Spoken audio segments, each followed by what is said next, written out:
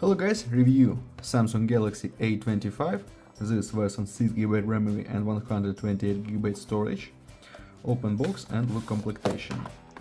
In complementation we have only cable, Type-C to Type-C cable, and that's all. Device in the blue color. Okay.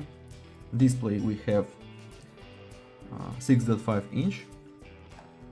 Left side slot for 2 nano SIM card and micro SD card for memory. Right side power button and warm buttons. Power button with fingerprint scanner. Triple camera on the back side. Downside speaker, headphones jack and Type-C port. Turn on device. We have display Full HD Plus, Super AMOLED display, 920 refresh Hz rate.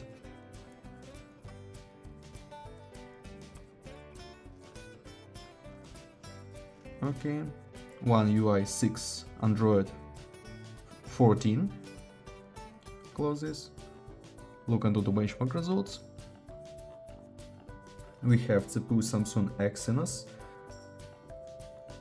1280 results. Very good results. Okay. Look Geekbench score.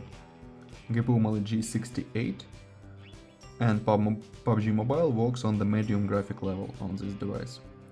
Okay, looks camera. I show you photos on the main camera. Let's see this.